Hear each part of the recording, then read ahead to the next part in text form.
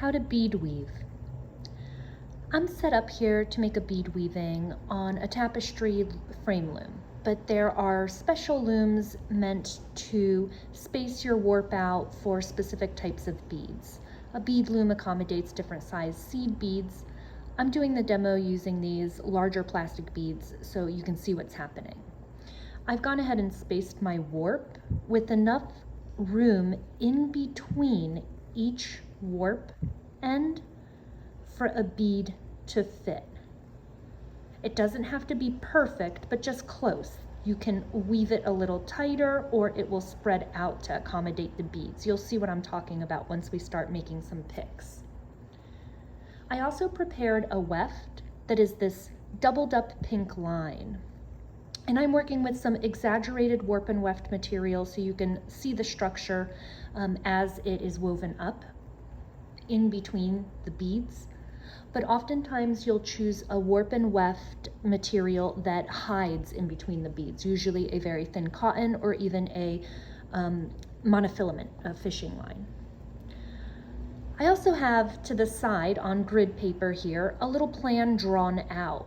I plan to make 2 rows that are monochromatic, and then I plan to change the colors of the beads to make a simple smiley face, and then we'll go back to monochromatic. This is a very quick, easy way to make a gridded image on a warp. The first thing you want to do is actually tie on your weft material to your warp material and leave length. You're still going to weave this back in, but you want to just stabilize this a little bit. Move it up to in and around where your plan is. You don't have to work side by side with your plan. I'm just organizing it this way so you all can see what I'm doing. Now I'm starting from left to right, but you can go right to left. It doesn't matter. The thing to pay attention to is that the picks you make, you account for on your plan. So I have it to do 3 picks of yellow, but honestly, we're just gonna do 2, okay? So how do you do a pick? With bead weaving, there's actually no interlacing. You do not want to go over and under at all. You are going to slide beads up through the warp rather than interlacing the warp and the weft, and then you'll secure it with another pass going across the top surface of the warp. Let me show you what I mean. First, you need to string beads onto your weft material. You'll need 1 bead for each space between your warp threads. So here we have 1, 2, 3, 4, 5, 6, 7, 8, 9 spaces. I'm gonna put 9 beads on my weft material. And I have my beads organized in these little dishes, but I also have exactly 9 set aside for time's sake, so I'm not counting while I'm demoing. And you can do this to separate your beads out into little containers so that each row is prepared. But it's simple, you're just stringing the beads on. Then you're gonna bring them to the end of your line.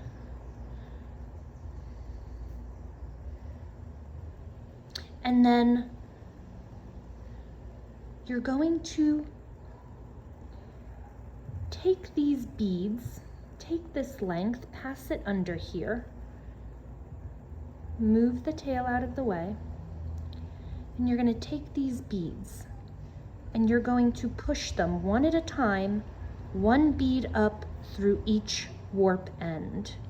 Careful not to accidentally get 2. Then you want to tension this, and you see they want to sit up. And then I'm just going to tilt this to show you I am not interlacing this. I am just going to let the needle go right back through here. Very simple. Now this needle isn't quite long enough to do this. They make bead needles that are extremely long and rigid, or sometimes flexible, I think it's fine to use a tapestry needle. You just go a few beads at a time.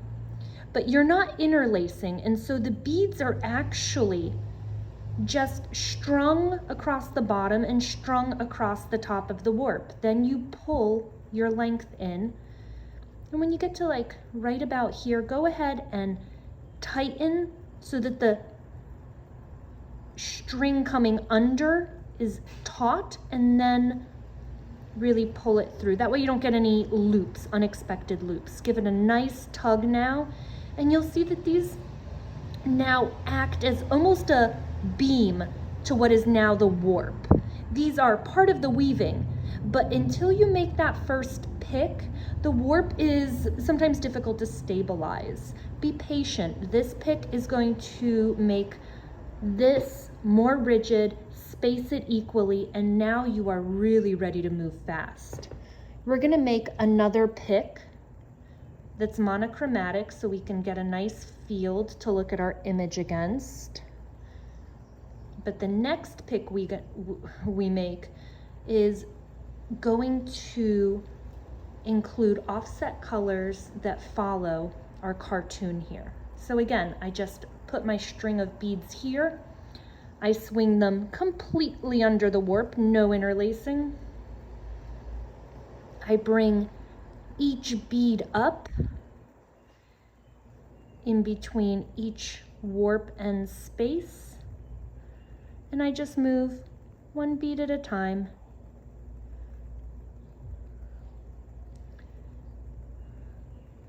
No interlacing, just moving through the openings in the beads. When I get to this point, I again pull my weft material, make sure it's nice and taut, and then you can move these beads down. So this makes a pretty